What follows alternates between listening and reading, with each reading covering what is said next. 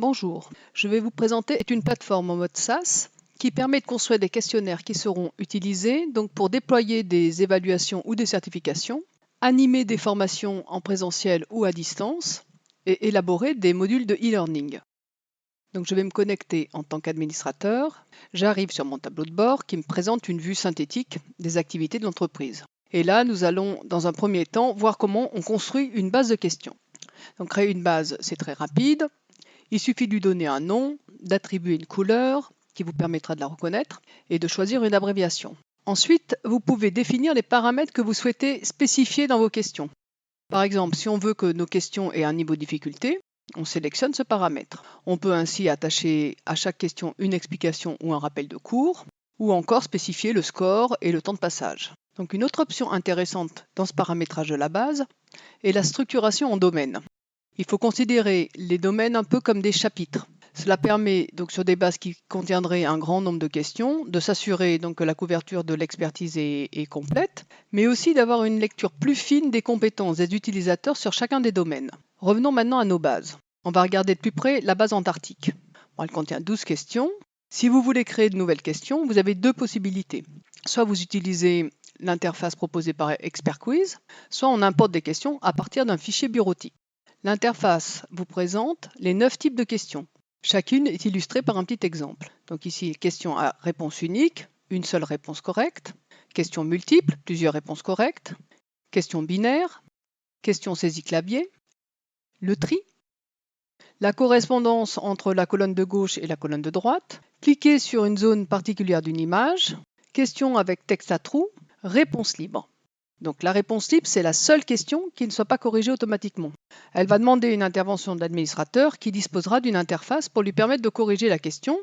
Il pourra rédiger un commentaire, puis affecter un score, et toutes ces informations seront automatiquement retransmises aux participants. Bon, alors quand vous avez sélectionné le type de question, l'interface s'adapte automatiquement.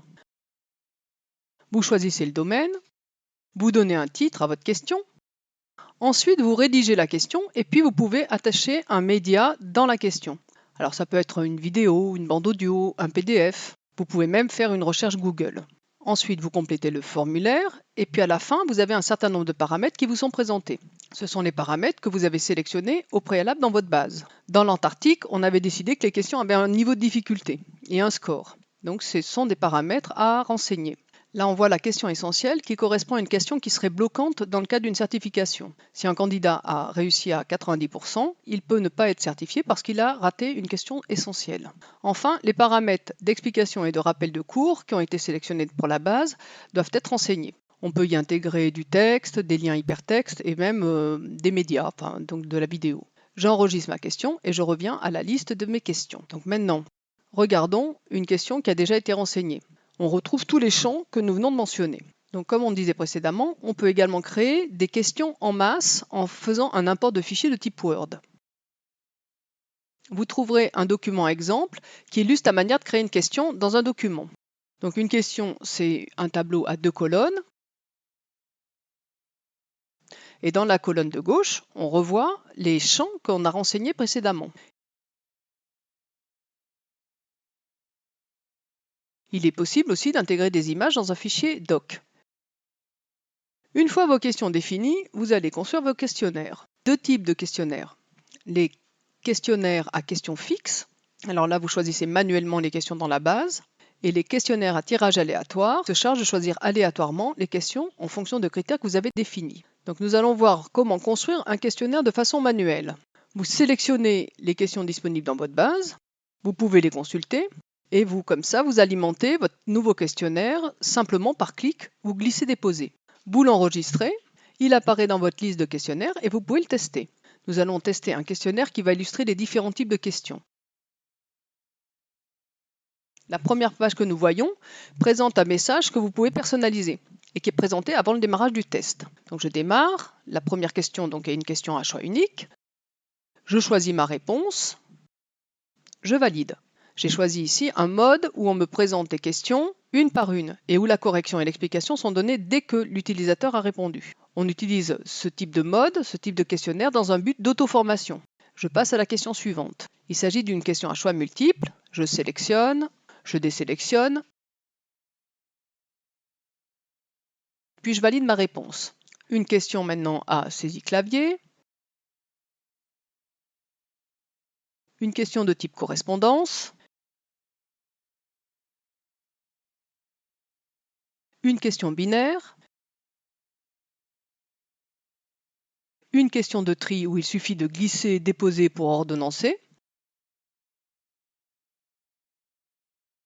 Là, je vais m'arrêter un petit peu sur cette page pour vous présenter différentes informations sur l'interface.